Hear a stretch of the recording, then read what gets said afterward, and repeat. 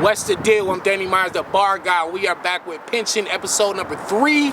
This is my rhyme writing series in which I'm giving out tricks, tactics, and just overall techniques to help you improve your rhyme writing skills, whether you want to apply that to battle rap or if you do music in the studio. These are helpful tips that will help you progress as a writer. The last episodes we were talking about syllable structure, why it's important, and how you can apply that to advance your rhyme writing skills.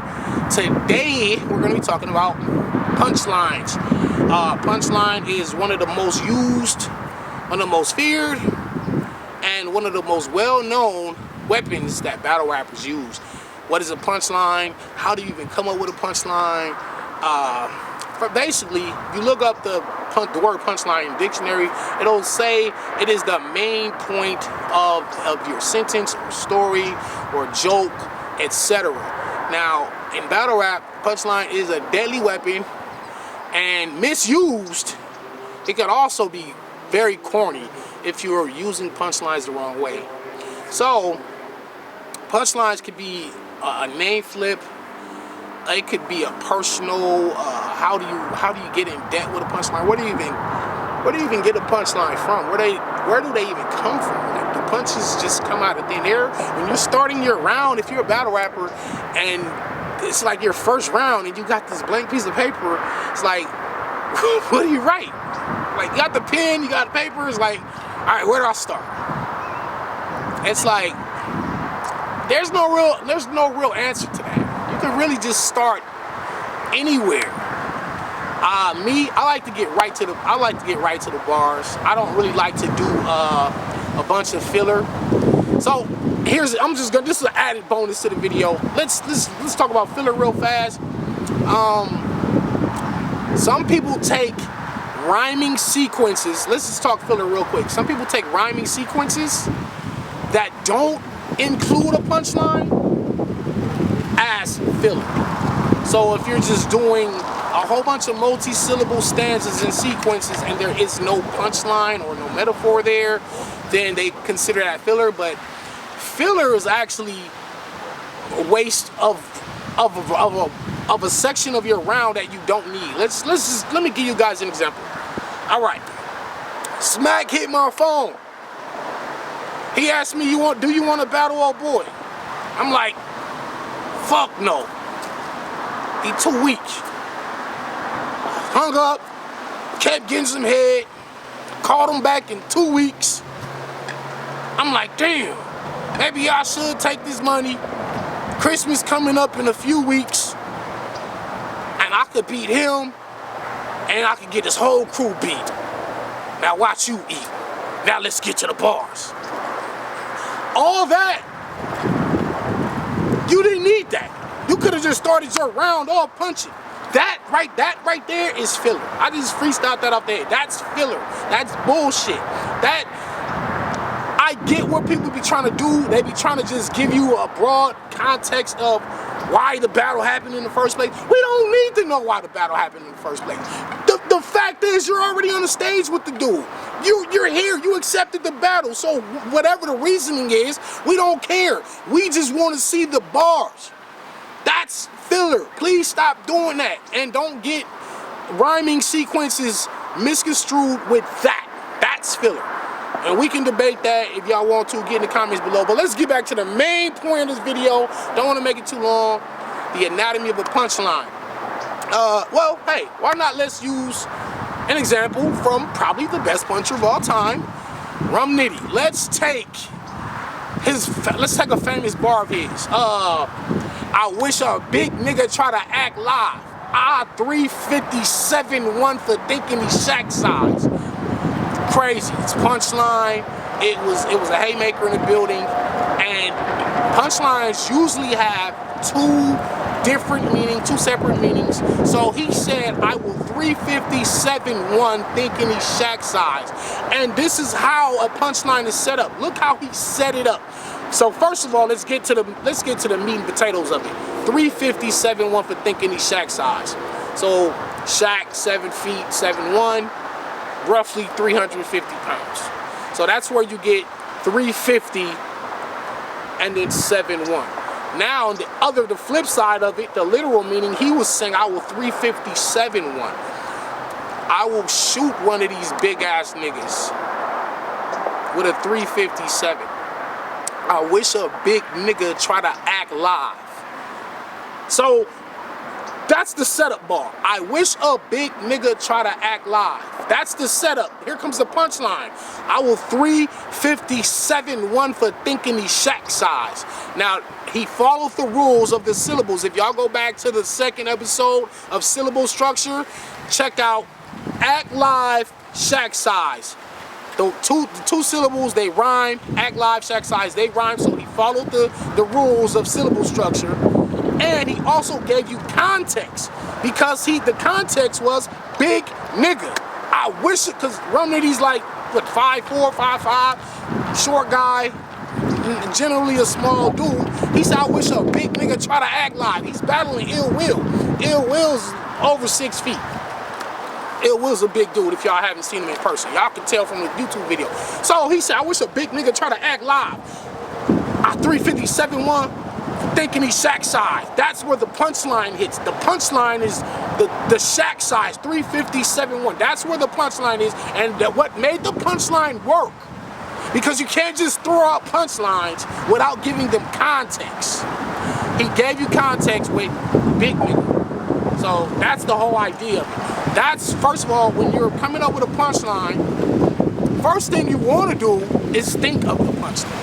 This is how I write. This is how a lot of rappers write. We think of the main concept first, and we go backwards. Let me slow it down. I don't want to confuse y'all. We think of the main punchline first, and then we go back and figure out how to set the punchline up. So you want to give your punchline some content and clarity for it to make sense, and so people can get it. All right, so let me go into my own punchlines. So once again, you want to think of the punchline first. I remember I was reading a book on filmmaking, and I remember a director saying one of the most important things of like screenwriting, or if you're writing a script or movie, is to know your ending first. Because once you got your ending, you know how this thing is going to end. Now you got to go back and show how all these events led up to that ending, and that's really like great writing right there. That's how you're gonna, because you're able to now build an entire world from the initial, just like when buildings are being constructed. They don't just randomly build the building. They have the blueprint first. They have what the finished product is gonna look like. They have that on paper first, and then they go and put it together to get to where they visualized it to be. And this is the same thing with battle rappers.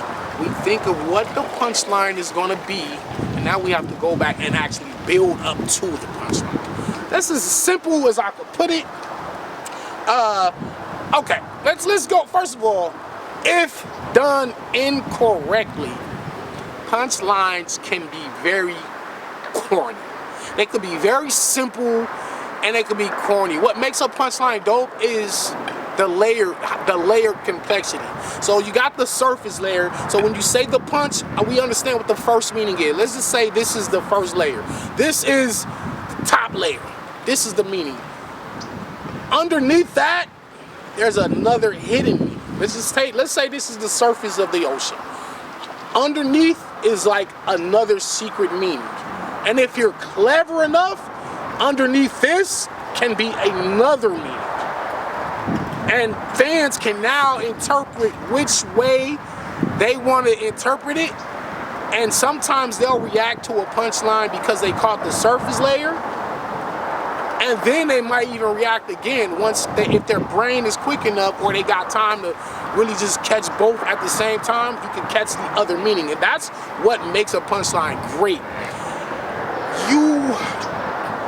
You don't want to be doing simple punchlines like I twist a nigga cap like a Sprite can. I get down on a nigga like the white man. I put a nigga in the air like a flight plan. I'll leave a nigga, I left a nigga right here like the right hand. I don't know. Like, those are simple similes. Very simple concepts, and it's kind of like, all right, I get it. Like, all right, twist a nigga cap like a Sprite can. I get down on a nigga like the white man. Put a nigga in the air like a flight plan. Bullets will take a nigga back like a hype man. It's like, all right, I get it. Twisted cap Sprite. That's so simple, and it really could come off corny. And please, I better not hear none of y'all niggas actually saying any of these bars heading into 2020. Please, I will restore order on one of you niggas if you go into 2020 spitting bars like this. Twist a nigga cap like a Sprite can. I get down on the nigga like the white man. Put a nigga in the air like a flight plan. Bullets got a nigga back like a hype man. That's like, if y'all say that bullshit, I'ma catch y'all. Okay. There are different ways to punch. You can use, the most common is what I just gave you an example of, is a simile, where you're comparing two things, you're using one thing to compare two things, and then you're using the word like. That's the most simple way, but you can also punch like the first example of Rum Nitty, where he didn't use the word like. This is what made it a bit more advanced than twist a cat back like a Sprite can. That could be a punchline, but Rum Nitty didn't use like. He didn't use like. Okay, so let's get into some of my bars. I'll give you some examples, and I'll also give. Okay, let's just take this. Let me go with Okay, so when I was battling Big T, I had the concept. The initial concept was Netflix streaming service. So I wanted the listener to visualize Big T streaming blood out of his neck, and I want to relate streaming with Netflix streaming content and Big T streaming content from his neck. So the first way I had it was Big Blade. I get next to T. Now we seeming nervous. I swipe him. Now we streaming content like a streaming service. So, good idea, poor execution. And I'm gonna tell you why the execution was poor on that particular way. Now remember, I already knew I wanted my punchline to be something having to do with streaming service and Netflix. Why it was poor execution? I followed the rules of seeming nervous streaming service. So the syllables matched up at the end of each bar. Remember, refer to the second video. It's in the description below. But I said, Big Blade, I get next to T. He's seeming nervous. I slash him, swipe him. Now we streaming content like a streaming service. Now, I didn't write. That's what I thought of first, and I was like, nah, I could say that better. So, first of all, I didn't want to say stream twice. I didn't want to say streaming and streaming twice. That's very poor, using the same words. You gotta have a bigger vocabulary than to just be saying the same words. So I kept the same concept, but I worded it differently. So the next time I said, peep the leak when his neck rips. He'll stream content like he competing with Netflix. So now that's how I actually fixed it. Peep the leak when his neck rips. So now I'm giving you the visual. Peep the leak when his neck rips. I slice his throat, and a whole bunch of blood is gushing out of his throat. He'll stream content like he competing with Netflix. Now, there's the like, there's the simile, there are the two comparisons. He's streaming out content, Netflix streams content. Big T is literally streaming blood and meat and whatever's coming out of his neck from the throat slash with the big knife, and also are related to he stream content like he's competing with Netflix. Very simple, but at the same time effective. Two meanings, and I followed the rules, and I did not like overcompensate for just trying to be too deep. I didn't want to be too deep. It's just like a simple punch. We're just gonna get Big T out of here. My whole mindset, let me punch Big T to death. So there's an example of where I used the simile. Now I'm gonna go into my bars. Let's go to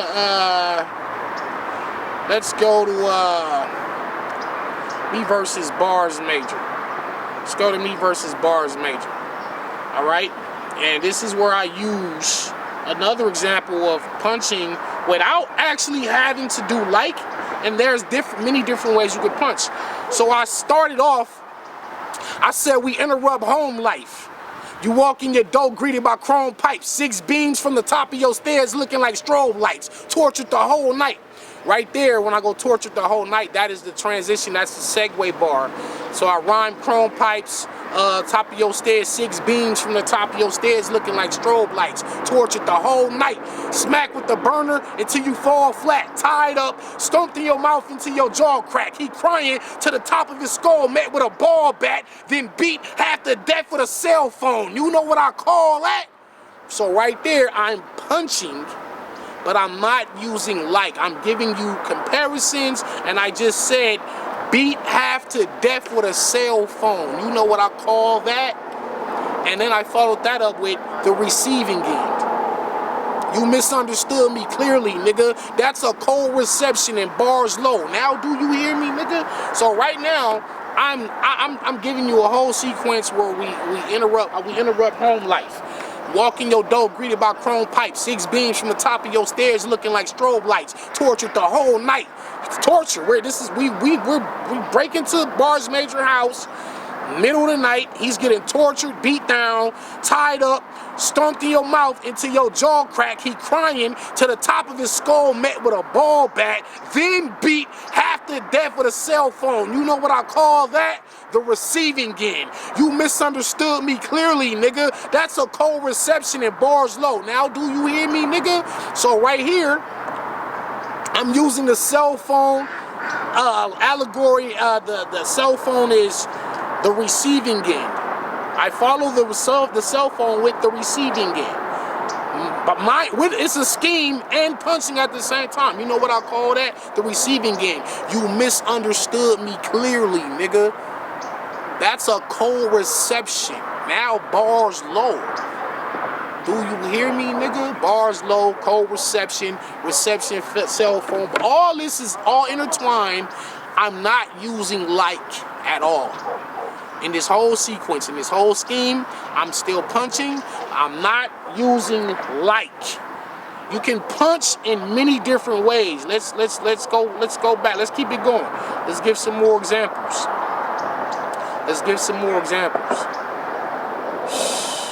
All right. I told old Red, we getting killed over our skin color. Black Lives Movement ain't leaving.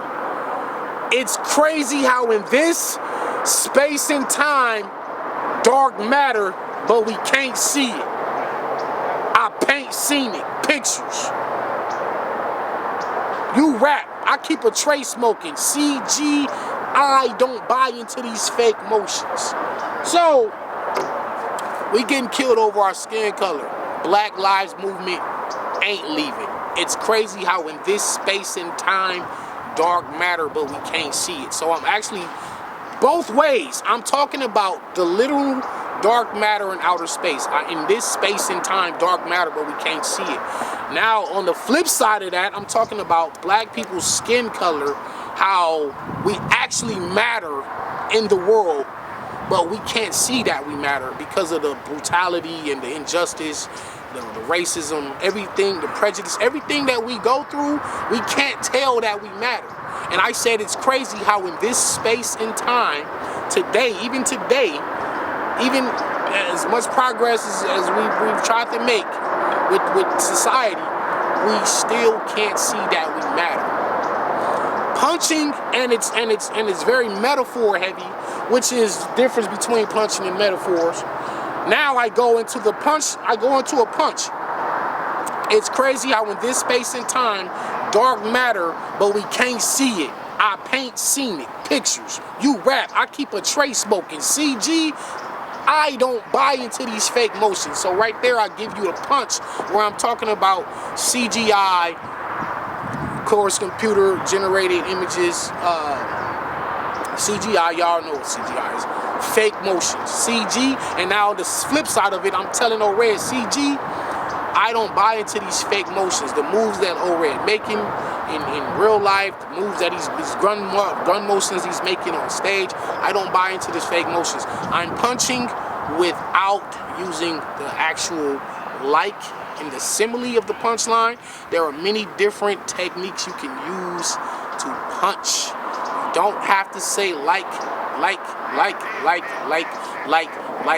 every bar when you are writing punchlines. You can punch with anything. You can make anything a punchline. A current event, a joke can be a punchline. I have millions of examples, literally millions of examples of different punches or you can even take a simple concept like B-Magic's famous punchline. I'll put a couple in your top like a wedding cake. Simile. Very simple, but very effective. You can really hit or miss with these punches. Not every punchline is going to miss, but this is the risk that us punchers take. But when we hit, it can really be damaging. The art of the punchline, there's an actual science to this punchline. We're going to delve more into this in our next episode. Please stay tuned to the writing series. This is free gems. This is game that I'm giving out to y'all. This week we're gonna shout out Sensei, the homegirl. We're gonna shout out the homie Malt Leezy. We're gonna shout out my homie Alan Anthony. We're gonna shout out the homie Rain. Hey, y'all stay tuned. It's a lot more coming, a lot more content coming. Keep rocking with me.